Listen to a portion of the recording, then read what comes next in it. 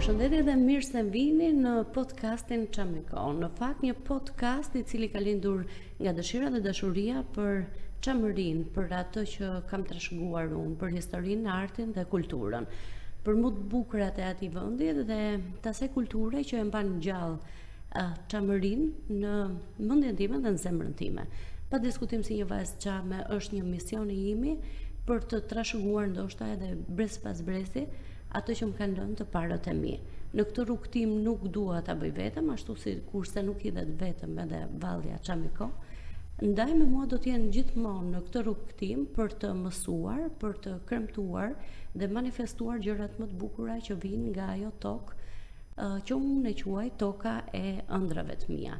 Dhe më ka mësuar të ndërroj në fakt edhe të mos heq dorë nga rrënjët e mia, një nga diplomatët edhe personazhet më interesant jo vetëm për çështjen çame, po për gjithë shqiptarët, edhe për mendimin e tij kritik apo qasjen e tij që duhet mbajmë kundrejt fqinjve, kundrejt fuqive të mëdha, pa diskutim, duke ruajtur identitetin tonë dhe duke mos humbur asgjë nga ajo që na kanë lënë të parët.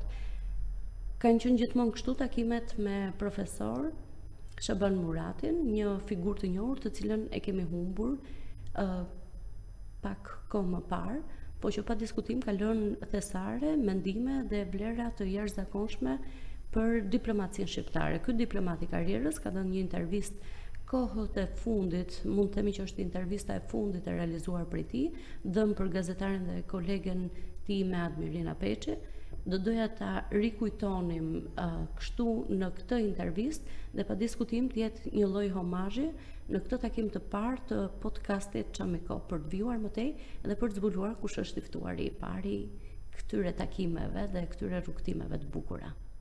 Çështja Çame do të parë në dy aspekte. Aspekti i parë është angazhimi i qeverisë dhe i shtetit shqiptar për zgjidhjen e çështjes Çame. Dhe aspekti i dytë është ndërkombëtarizimi i çështjes Çame. Pra, kur flasim për zgjidhjen e çështjes Çame, duhet kemi në radhë të parë parasysh themelin e kësaj çështje, që ajo është një çështje politike. Pse theksoj këtë? E theksoj sepse ka një iluzion, mendimi imponuar në diplomacinë tonë, në mendimin shtetëror shqiptar, që çështja Çame është një çështje gjykatash, çështje thjesht për zgjidhur kush ka pronë të shkojë të marrë në Greqi. Është një naivitet për neve dhe është një dinakri nga ana grekëve që na fusin çështjen Çame në një rrugë të gabuar. Çështja Çame nuk është çështje gjykatash. Pavarësisht se elementi i pronës është natyrisht një nga derivatët e çështjes Çame. Çështja Çame është çështje politike, që do të thotë çështja Çame duhet të jetë një nga çështjet kryesore të dosjes diplomatike të bisedimeve midis dy diplomacive, midis dy qeverive. Pra, nëse ne duam të zgjidhet çështja Çame, do të jetë qeveria shqiptare, do të jetë shteti shqiptar, i cili duhet ta vendosë në rendin e tij ose agjendën, siç thuhet në gjuhën diplomatike, të bisedimeve midis dy shteteve. Pse dy shtete? Pse themi këtë? Sepse vetë çështja Çame ka lindur si çështje politike. Ishte një vendim politik anti-shqiptar i qeverisë greke të 1940-s, ajo nisë ka origjinën dhe më parë, po nisimi nga 1940-a, që u mori si pretekst lufta italo-greke, që gjithë popullsinë Çame e grupoi në një armik kolektiv. Pra ishte një akuzë politike, doli edhe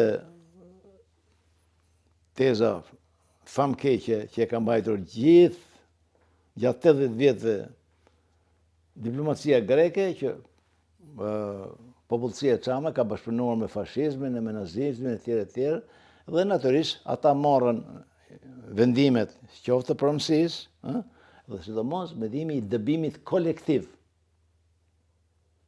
të popullsisë Çame në tokat e trojet e tyre mijëvjeçare në Çamëri. Pra ishte një vendim politik, një vendim i shtetit grek, i politikës greke, i cili përfitoi, ose ose përfitoi nga rasti i luftës që kishte filluar, luftës së dytë botërore, të bënte një spastrim etnik dhe fetar anti-shqiptar në zonën e Çamarisë. Pra ishte një vendim politik. Është një absurditet të bësh një akuzë kolektive ndaj një popullsie të tërë, se element veçantë, grekët e kanë të parë që nga me taksa i tyre. Edhe mund t'jesh, domethënë, 100 institucione greke që kanë përshkruar me fashizmin e me nazizmin. Çështja është tjetër është element veçantë dhe tjetër është qëndrimi ndaj një popullsie. Pra, bëm këtë ndërhyrje për të thënë që ajo lindi si çështje politike. Edhe duhet të rikthyer tek çështja politike, çështja e shtetit grek me shtetin shqiptar, sepse u dëbuan nëpërmjet jo thjesht deportimit të dhunshëm, por nëpërmjet një masakre, që edhe sot e kësaj dite akoma nuk dihet numri sakt, sepse edhe sipas burimeve të ndryshme, disa thonë janë vrarë 2500 veta, disa thonë janë vrarë 5000 veta. Pra nuk ka numër sakt. Pse? Ishin vrasje dhe therrje masive që i mçifte ushtria greke, nuk i vrau thjesht bandë dhe rezervas, siç ka përdor eufemizmin historia e jon. Është një turp, nuk i vran banda greke, i vrau ushtria greke, qeveria greke. Në këtë sens, pra, lindi si problemi i tillë, kjo popullsi, i cila u dëpua dhe u vra dhe u përzu në drejtim të shtetit shqiptar, duhet ka të drejtën jetike, ekzistenciale, mbas gjitha normave dhe konventeve ndërkombëtare, të kthehet në tokën e vet, në pronat e veta, në shtëpijet e veta. Pra, kjo nuk është një kërkesë e bën një personi vetë, që unë person dhe duhet të shkoj në Greqi. Jo. Kjo është një kërkesë e bën shteti jot. Shteti shqiptar duhet të kishte bërë gjatë 80 vjetëve ta kishte ngritur këtë çështje. Shteti shqiptar i gjitha regjimeve, këtu janë gjithë fajtorë të gjitha regjimet pa përjashtim. S'ka lidhje me ideologjinë. Ai është kompleksi i inferioritetit dhe i nënshtrimit, i mercenarizmit që qeveritë tona të gjitha bojrave kanë patur në raport me shtetet fqinj dhe sidomos me Greqinë, siç jemi në rastin konkret. Shteti shqiptar duhet ta ngritë. Por, duke parë këtë çështje, pra, siç thënë, që ajo popullsi ka të drejtën të kthehet në tokat e veta, të kthehen tokat e veta, pronët e veta, shtëpijet e veta, të kthehet e drejta e ekzistencës e shtetit, kanë qenë shtetas grek, të kompensohen dhe kryesore të kërkohet të falur kësaj popullsie që u dëbua me dhunë dhe u vra, të kërkohet të falur. Shteti grek du të pranoj krimin, pavarësisht që qeveri tjetër du të pranoj krimin. Në kohën që shteti grek jo vetëm që nuk e ka kërkuar falje, po janë bërë gjithë bashkëfajtorë të krimit, jo bërë në atë kohë ndaj popullsisë shame. Tashti vim ke qeveria shqiptare. Qeveria shqiptare duhet të vejë në dosjen bisedimeve dhe po tjetë diplomaci reale e cila mbron interesat shtetërore, kombëtare, hajtë po themi dhe drejtat ndërkombëtare, konventet ndërkombëtare, duhet të vejë në tërheqjen e bisedimeve. Asnjë marrëveshje e rëndësishme me Greqinë nuk duhet të avancohet nga Shqipëria pa shtruar zgjidhjen e çështës çame. Qeveritë të diplomacisë tona po marrin pjesën postkomuniste. Kanë bërë mëkate të jashtëzakonshme me marrëveshjet që kanë bërë me Greqinë. Qoftë marrëveshja traktati i miqësisë dhe i bashkëpunimit i 1996-s, qoftë marrëveshjet e Varrezave, qoftë marrëveshja e detit, që nënshkroi qeveria e 2009-s e përsëriti edhe qeveria e 2018-s. Pra, asnjë marrëveshje e rëndësishme me Greqinë nuk duhet ishte bërë pas zgjidhur çështës çame.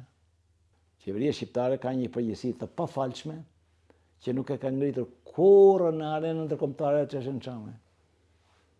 Shqipëria është antare e OKB-s që nga viti 1955, është antare e OSBE që nga viti 1991, është antare e Këshillit të Evropës e kësaj dhe asaj.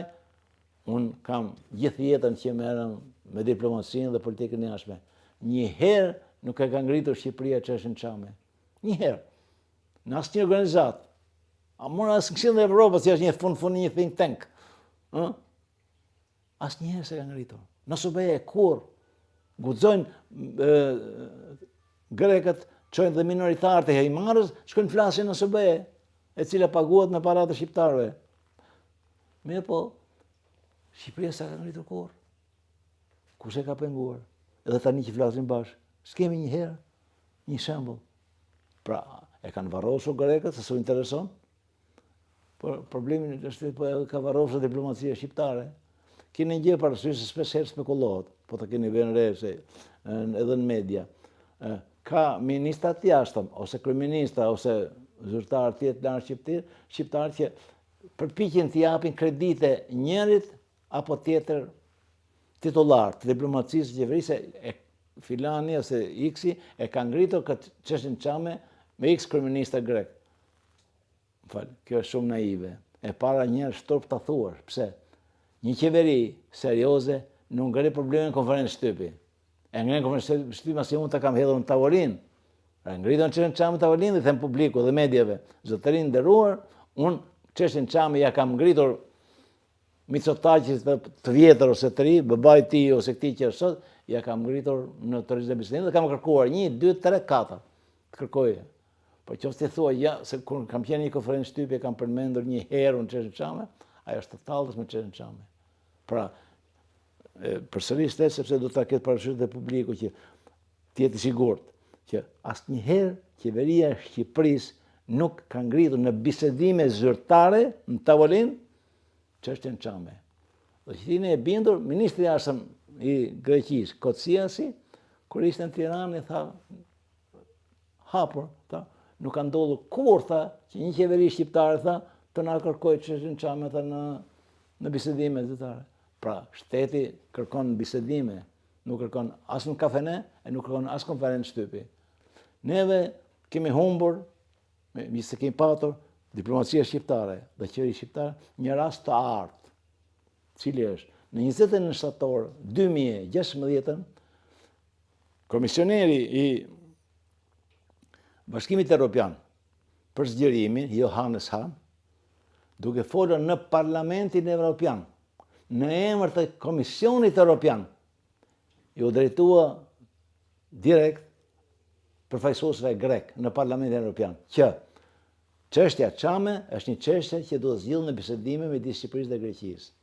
Pra, po e quajmë një qeveria e BE-s, pra Komisioni Evropian, dhe një nga anëtarët më të lartë të saj, Johannes Hahni, e afishoi publikisht që çështja çame ishte çështje për të zgjidhur. Pra, jo vetëm pranoi ekzistencën e çështjes çame, por pranoi gjithashtu që ajo çështje duhet zgjidhur në bisedime. Atëherë heshti qeveria shqiptare dhe kush përfitoi? Përfitoi Greqia.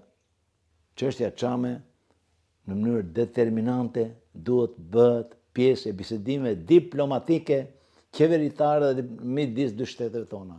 Ndryshe është naive të besohet që ajo do të hyjë në rrugën e zgjidhjes. Dhe e dyta, qeveria shqiptare duhet ta bëjë pjesë të aksionit të saj ndërkombëtar diplomatik. Natyrisht kemi shumë respekt për gjithë forcat politike, NGO-t, fondacionet që kanë bërë një punë të mrekullueshme për sensibilizimin e opinionit brendshëm për çështjen çame, ose edhe për njohje ndërkombëtare.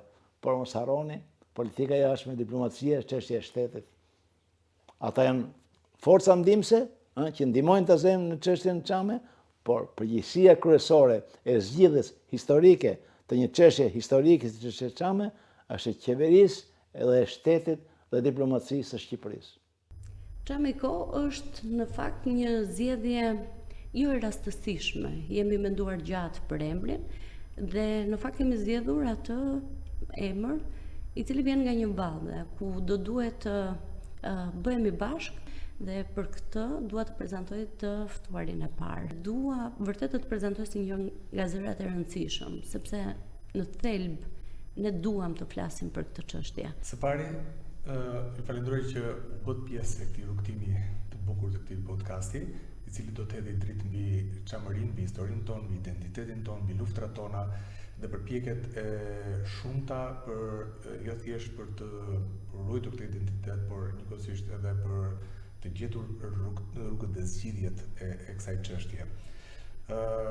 Para se të vi tek pyetja juaj, më vjen mirë që edhe ishte edhe mendimi juaj njëkohësisht që duhet ta nisnim këtë rrugtim me intervistën e profesor ambasadorit të njohur Shaban Murati, i cili pak ditë më parë nga jeta, i cili njëkohësisht ka qenë dhe një aset i Fundacionit Çamëria Sandasini, por njëkohësisht një aset kombëtar, pasi ka qenë një nga zërat e pa kompromis për çështjen kombëtare, për atë rrugë që duhet të ndjeki shteti ynë për të mbrojtur interesat kombëtare dhe janë të shumta qëndrimet e tij në këtë interes kombëtar.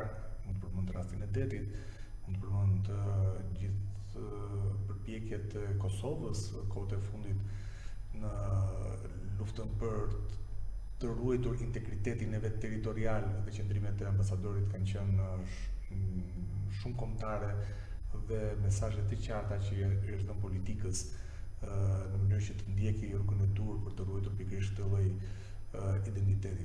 Alket Veli, unë të prezentova si një nga zërat e rëndësishëm për çështjen çame, po sidomos për kulturën edhe për si thua identitetin apo për mesazhet që jep. Mirë, po për të bërë një zë i rëndësishëm, pa diskutim duhet dëgjosh edhe zërat të tjerë të rëndësishëm, dhe meqense se jemi tek profesori Shaban Murati, pa diskutim dua të më rrëfesh çfarë do të thonte për emrin Çamiko, nëse do duhet të reagonte, ti e njeh tashmë reagimin e tij.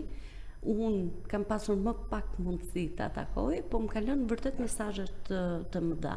Çfarë do thonte të na shite bashkë pikërisht për këtë mision? Padyshim, ne i kemi biseduar edhe me njëri tjetrin se cili do të ishte misioni i këtij podcasti, rrugët e zgjidhjes, diplomacinë, mënyra se si ne duhet të arrijmë qëllimet tona. Besoj këto do të ishin. Ne kemi marrë një mikrofon për të luftuar kundër heshtjes në fakt. Një mision që e kemi biseduar më herët për te mikrofonit. Si do ta manifestojmë ose si do ta në një farë mënyre do ta udhëheqim këtë bade? Vetëm me histori të vjetra apo duke u krenuar edhe me histori të reja që do t'i shkruajmë bashkë gjatë kësaj periudhe?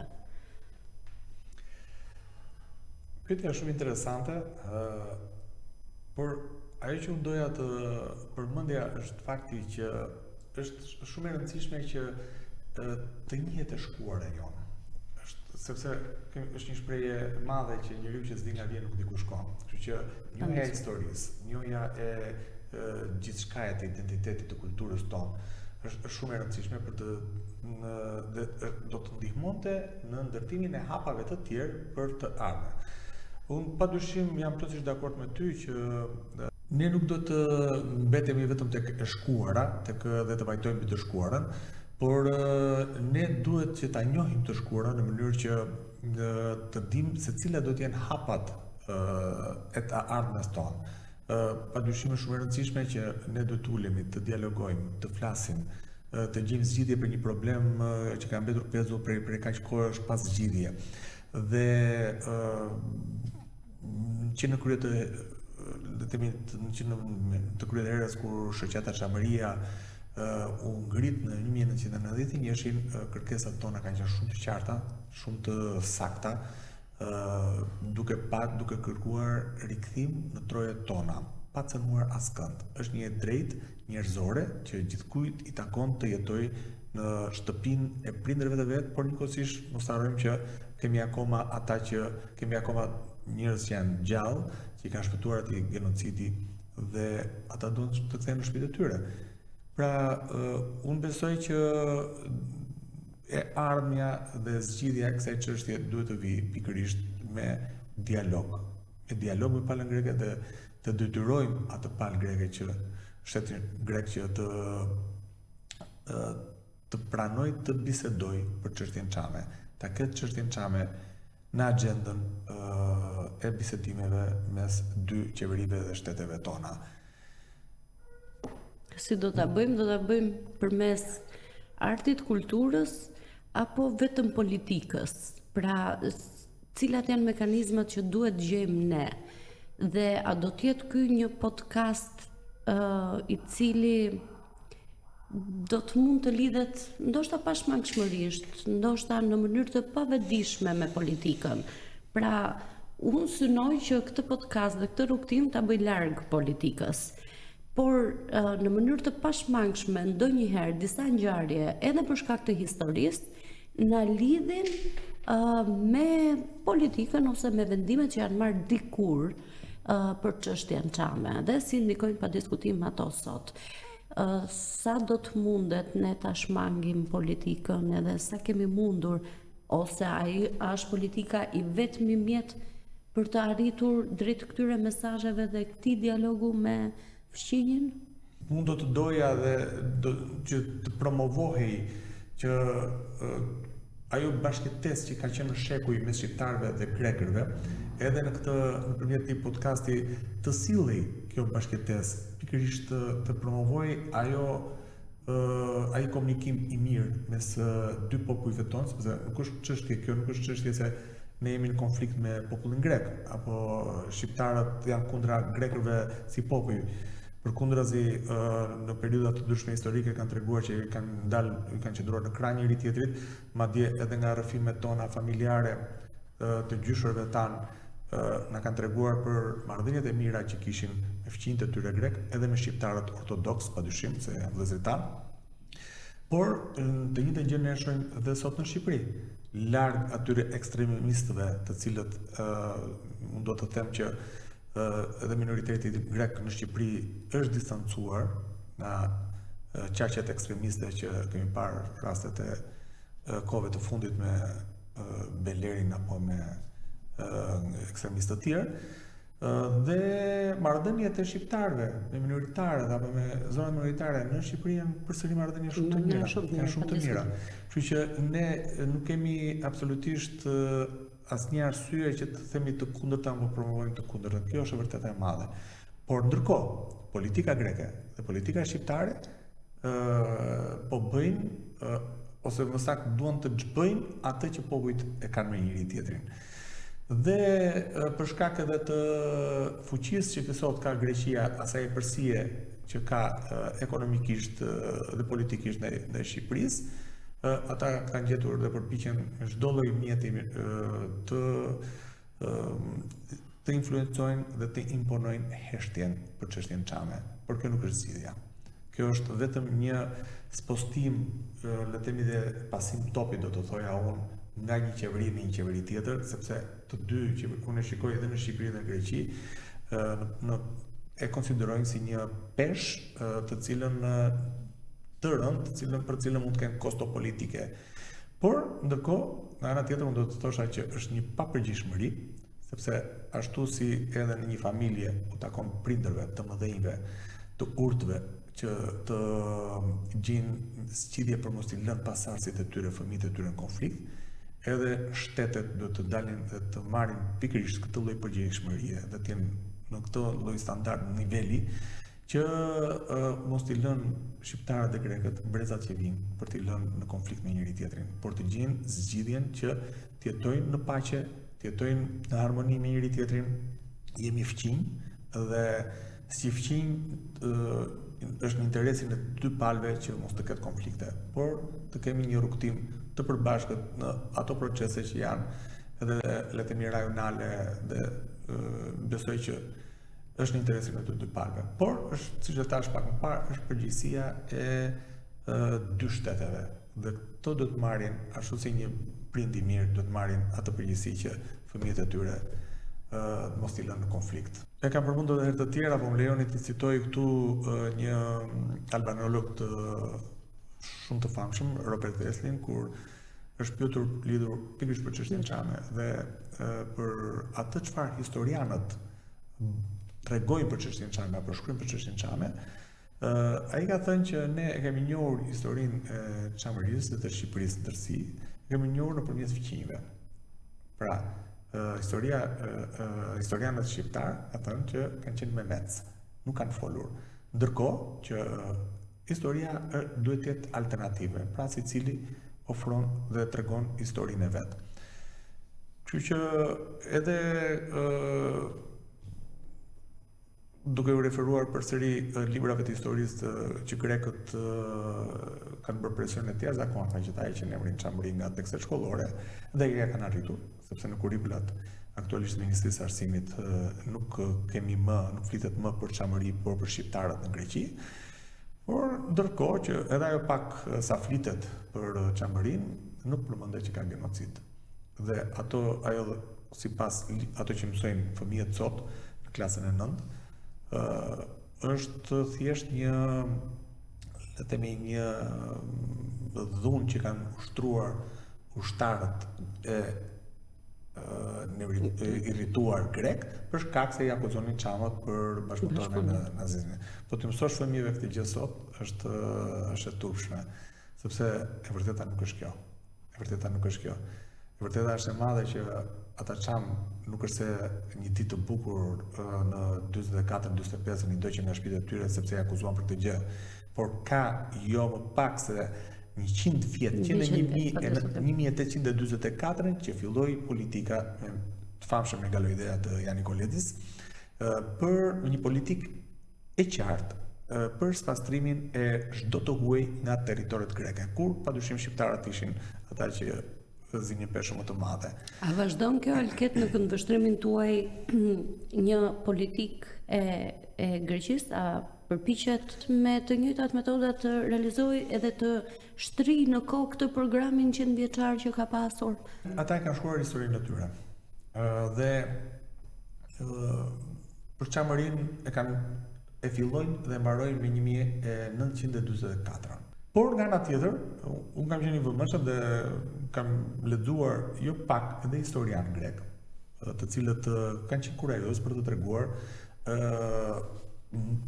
atë histori që ka ndodhur në çamëri me sy më realist. Pra kanë qenë më realist. Njëri për cilëve unë doja ta përmend është Balciotis. Ka një studim shumë interesant për çështjen çame. Dhe ai ka analizuar çështjen çame pikërisht atje ku nisi çështja çame, që në 1844. Ka analizuar gjithë vështirësitë e artificat që i krijonte shteti grek popullatës shqiptare për t'u larguar nga shtëpitë e veta. Pra, të cilat kulmuan kryesisht pas 1913-s me konferencën e Londrës, kur vendosën kufit e Shqipërisë. Dhe ku fatkeqësisht u ndan në një vend I cili rrethohet po prap nga shqiptarët e vet. Ku ai tregon në këtë studimin e vet, ai flet qartësisht për reformat agrare që shqiptarët I detyronte në një mënyrë apo në një mënyrë tjetër të lëshonin pronat e tyre, dhe nëse nuk donin të lëshonin, gjendeshin prap mekanizma se si t'ia merrnin këto prona. Apo ndalimi I gjuhës shqipe, apo ndalimi I shqiptarëve të përdorimi I gjuhës shqipe, apo ndalimi I shqiptarëve për të marrë pjesë në administratën shtetërore, ndalimi I tyre për t'u zgjedhur, dhe një sër masash deri dhe të çarmatosja. Do të thënë, flasim për periudhë që ishin të bëjnë tikësh vet. Po, dhe nëse ti do ishe çarmatosur, atëherë ti ishe I pambrojtur. Pra kanë qenë një sër masash që shteti grek, sidomos pas 1913 s'ka marrë ndaj asaj popullate, dhe gjë që këto nuk I tregon historia greke. Këtë publiku grek nuk I njeh. Por ka historian si punë Balciotis të cilët I tregojnë dhe përpiqen që le të themi të jenë më realist. Historianët shqiptarë bëjnë këtë? Se pyetja është e bukur. Duhet të ndihem përgjegjëse për palën për akademikët, për historianët tanë, për ata që vendosin ta shkruajnë në fund të fundit historinë dhe duke nisur nga sot, ndoshta për të ndrejshur gabimet e së shkuarës. Atëherë, përgjigjja nuk është me po me jo për historianët shqiptar, sepse unë njoh dhe juve padyshim se janë dhe figura publike plot historianë të cilët kanë qëndrime, le të themi, realiste, qëndrimet e duhura dhe shumë profesionale për çështjen çame, për historinë e çamërisë. Por ajo që mua më shqetëson nuk janë zërat e këtyre historianëve të shkëputur, të cilët unë I vlerësoj dhe falenderoj që I kanë mbështetur, le të themi, publikisht çështjen tonë, por është institucionale. Pra, është qëndrimi institucional, është historia zyrtare, është historia që ne u mësojmë fëmijëve, sepse ai nga të boshtë historie që dhe miratohet, besoj duket edhe nga Akademia e Shkencave, ajo zbërthet dhe ajo është guideline, është ajo le të themi korniza në cilën duhet të zbërthehet me le të themi me informacion pak më të reduktuar tek fëmijët e vegjël që mësojnë në shkolla.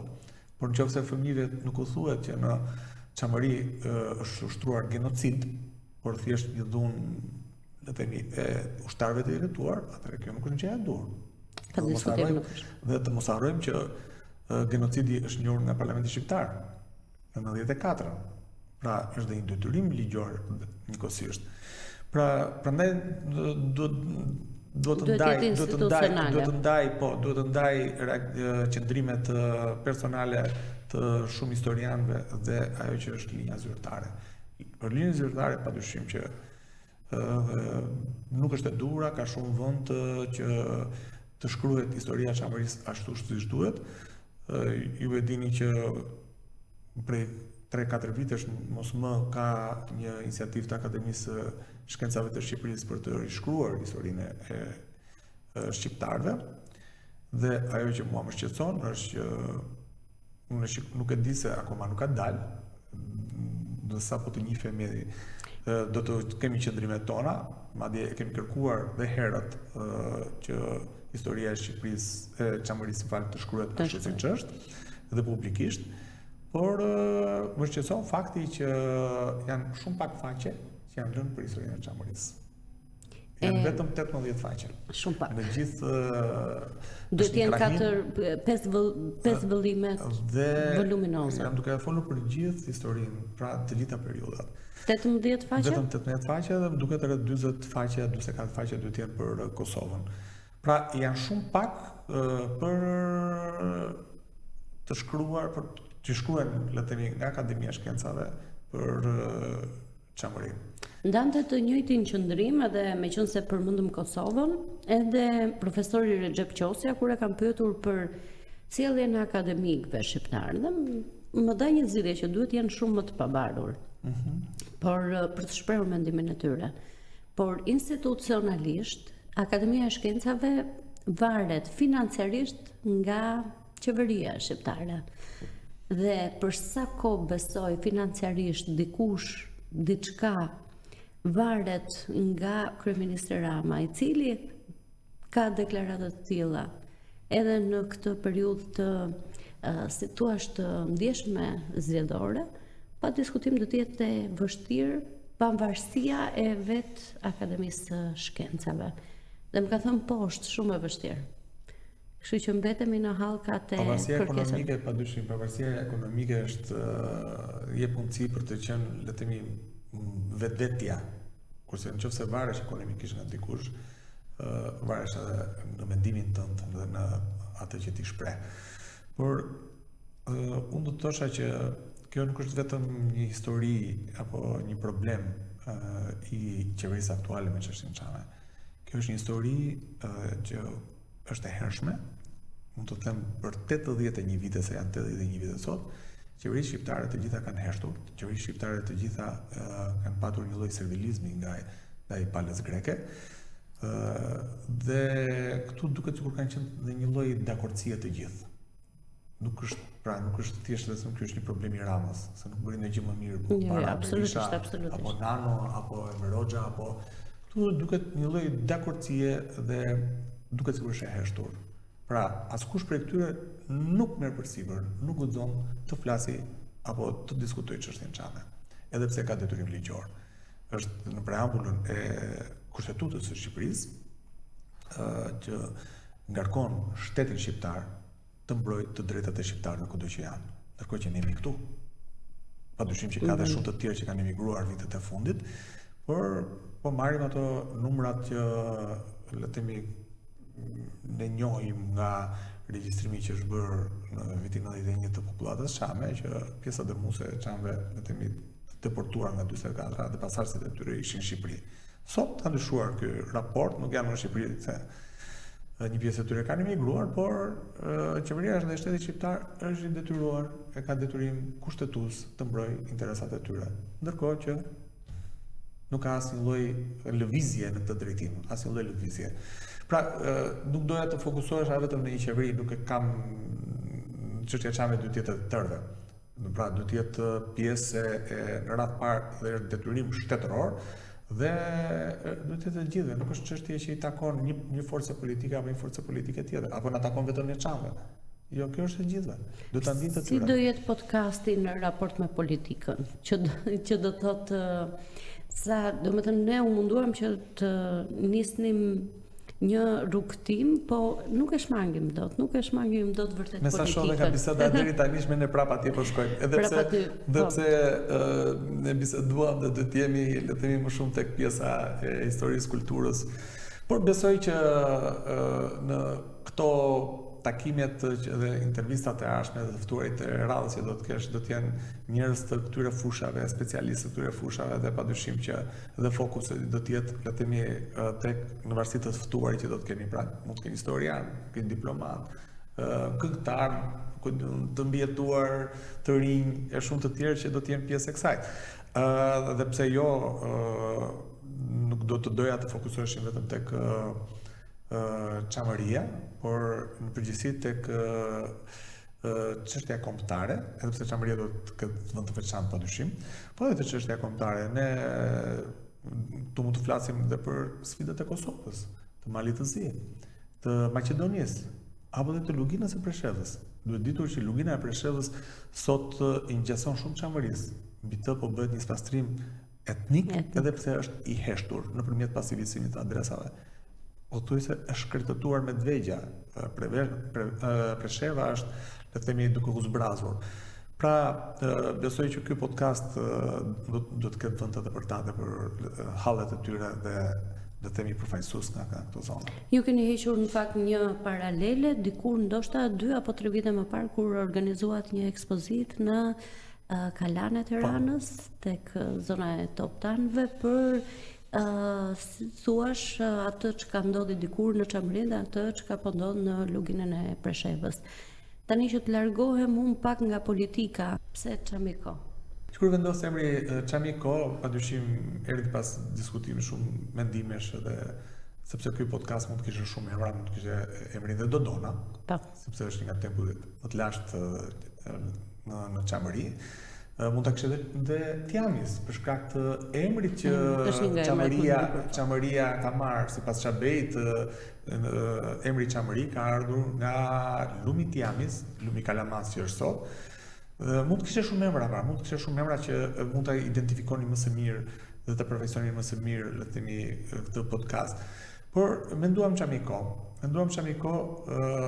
edhe që ka emrin e një valli, sepse në fakt e vërteta është që nuk është thjesht një valle. Është një histori që mbart, le të themi, kjo valle, Çamiko. Edhe atë duam ta marrim. Është 2400 vjeçare, ndryshe është shkruar valle pirike. Dhe kjo tregon qëndresën, historinë. Dhe imagjinoj që 2400 vite e kanë ruajtur, kanë ekzistuar dhe vazhdojnë ekzistojnë. Pra është një simbol i rezistencës të ekzistencës tonë. Dhe kjo ka qenë dhe ideja pse duhet ishte emri e Çamiko. Ndërkohë, pse këto simboli në fakt është interesant, po të shikoni tek Ç-ja është amfiteatri i Dodonës, është eksaktësisht amfiteatri i Dodonës, janë përdorur, le të themi, gurët për treguar lashtësinë. Është përdorur simbolit e oja, është përdorur simboli i ullirit, që është një nga, le të themi, pemët që identifikon, është një simbol i rëndësishëm i Çamërisë dhe që ka ndikuar dhe në jetën tonë, në ekonominë tonë. Njëkohësisht pastaj është simboli i podcastit të AJE.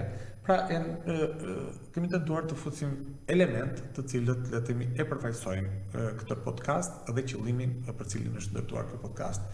Ne kanë rrëfyer historinë me shumë pozitivitet, si e rrëfejmë neve tani historinë, si e rrëfen në Alket Veliu fëmijëve të vet, si do t'ja rrëfesh?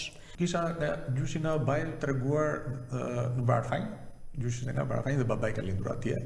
Dhe herën e parë kam shkuar me Timat që të vizitonte shtëpinë e vet. E mbante mend? Jo, ishte i vogël, pak vetëm nga rrëfimet. Por aman ishte një gjë. ndodhte një fenomen që kemi vajtur atje edhe unë u ballafaqova me një shtëpi të njohur, edhe pse se kisha parë kurrë. U ballafaqova me një terren të njohur, edhe pse kurrë nuk e kisha parë. Pra rrëfimet kanë qenë kaq të detajuara dhe kaq të mira, saqë ma bëri shumë të lehtë. Dhe besoj kjo ka qenë një le të themi një emocion që ose diçka që ka ndodhur të gjithë Çamit. Na bëri shumë të lehtë. E kam gjetur shtëpinë vetëm nga rrëfimet. Në fakt kisha parë një foto të kishte qenë Xhaxhai më para, por si pozicion, sepse duhet ta afrohesh si pozicion, sa kam dërguar makinën, kam parë eksperiencën se ja ku shtëpia. Vetëm nga rrëfimet, sepse në thoshin është në filan vend, është këtu e pash dhe malin të Duklës, i thoshin se në varfënjë është një mali Duklës dhe ku vendosjen e kisha shumë mirë të përshkruar nga gjyshi se ku ishte vendosur shtëpia. Pra rrëfimet e tyre kanë qenë kaq të detajuara sa le të themi ne edhe pse nuk e kishim parë dhe nuk e kishim parë shtëpitona, ne kishim qenë edhe më herët në shtëpitona. Si e ndjeve ti emocionin e babait në momentin që domethënë kishte ai emocionin ti ishe i ftohtë, pra e dua këtë vizitën e parë se unë kur kam shkuar në Paramti dhe jam përpjekur të bëj me hapa apo me hamendësime që nga Kalaja këtu ku mund të jetë shtëpia është me dritare jeshile dhe këto e dia dhe pastaj pash 2 apo 3 shtëpi aty. Kam vizatuar në rrugicat e Paramtis, kam vizatuar një lojë, ato lojën me peta, se imagjinova që ashtu do luante gjysha ime kur ishte fëmijë. Është një emocion që unë e përjetova edhe tani. Atë emocion që ka qenë në momentin e parë kur e kam vizituar, sepse me thënë të drejtën kisha shumë merak për Timat. Duhet të kesh përgjegjësi në fakt, po. Ishte vetëm 4 vjeç kur erdhi, kishte histori shumë interesante. Kishte mbante mend bilez dhe një aksident që ka patur te shtëpia, domethënë ka rënë nga një lartësi vrar dhe fal Zotit ka shpëtuar. Dhe të gjitha këto, le të themi, dhe gjitha këto histori që unë kisha dëgjuar dhe le të themi përjetoheshin në shtëpinë time për atë zonë, momentin merak më të madh, domethënë e kisha për të. Dhe emocioni ishte absolutisht, le të themi, një emocion që nuk e përshkruaj dot se ç'është përjetuar, por arsu dhe prap. U hap dera asaj shtëpisë? Jo, dyert janë të mbyllura, nuk jeton askush. Dhe nuk kemi mundur që ta vizitojmë shtëpinë nga brenda, por ftohet gjithë atje jashtë dhe për shkak edhe të kujdesit, sepse ju e dini që nëse shkon këto fshatrat që janë pak nuk janë në zona turistike, atje njoftohet policia, njoftohen autoritetet të vinë të marrin, të krijojnë ca strese artifica për të dhënë ty mesazhin që je i padëshiruar këtu dhe kur mos shkel më këtu. Kjo ka qenë dhe vazhdon të jetë akoma dhe sot e kësaj dite politika e shtetit grek. Ata informojnë banorët që jetojnë atje, të njoftojnë autoritetet që ata të vinë për mos të përballur. Ata gjejnë formën e tyre se si është prej, por edhe pse të gjithë çamat që kanë vajtur janë shumë miqësor, ata thjesht duan sigur të shohin shtëpinë e tyre, të marrin një gura, një grush deqe andeja që ta marrin me vete që mbase edhe kur t'i nga kjo dynja të kenë mundësinë të marrin të paktën atë grush dhe me vete, pasi nuk e kanë mundësinë të varrosen të atje ku janë varret e të parëve të tyre. Është shumë e vështirë për shumë njerëz, sidomos për ata që kanë lindur andeja. Dhe mua vjen keq dhe sot e kësaj dite. Por unë kuptoj që emocionojmë ne që nuk kemi lindur aty, po që e kemi dëgjuar përmes rrëfimeve. Për shumë prej tyre është, le të themi, është kaq e vështirë dhe është, mund të them, edhe një nga aktet, nuk do të hezitoja të thosha kriminale të shtetit grek, që nuk i lejon këta të lindur në Çamëri të shkojnë të vizitojnë qoftë edhe një herë dhe për herë të fundit shtëpinë ku kanë lindur, shtëpinë e tyre. Asgjë keqe nuk do t'i vinte nga këta të moshuar në mënyrë absolute. Kjo do të ishte të paktën një gjest, nëse shteti grek do ta bënte, do të ishte një gjest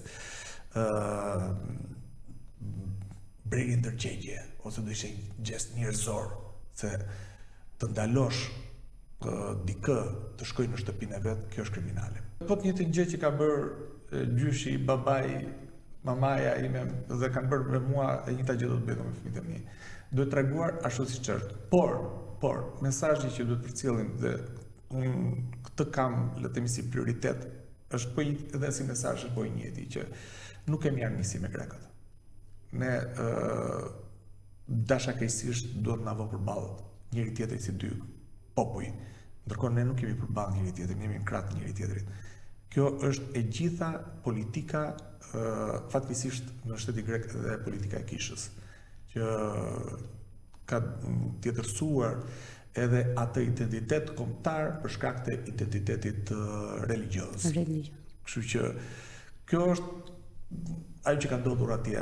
Por ne jemi dhe ajo që le të themi edhe me njëri tjetrin flas, si çam diskutojmë, bisedojmë dhe flas njerëzit e përgjegjshëm dhe që është majoranca e komunitetit tonë, është fakti që ne duam të dialogojmë, jo të luftojmë me njëri tjetrin, se ka patur momente të saktuara që është, do të them, është tentuar, por fatkeqësisht shikoj që le të themi gjithë kjo apati e shtetit shqiptar dhe heshtje e shtetit shqiptar ka bërë që edhe grekët të ndjejnë komod në le të themi në gjithë komunikimin me palën shqiptare, që ta se kërkojnë ne të rrim duke jemi në pozicionin tonë, sepse edhe ata nuk marrin kosto, se në fundit kosto politike, ata shikojnë kostot e tyre politike si forca politike.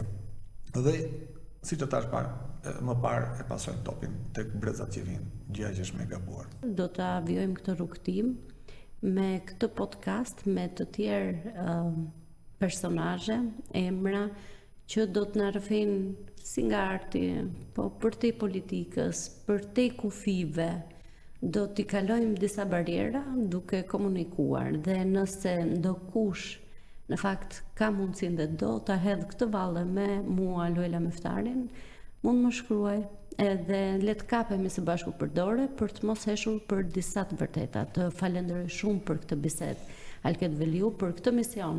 Falenderoj edhe unë shumë së pari që u bëre pjesë e këtij rrugtimi dhe jam besim plot që Çamiko do të kthehet në një dritare ndër më të rëndësishmet të gjithë atyre që duhet të njohin më shumë për çamërinë.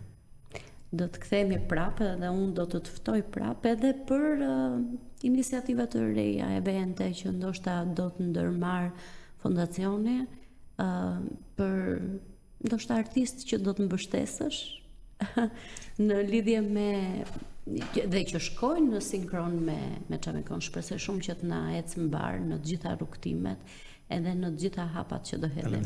Faleminderit.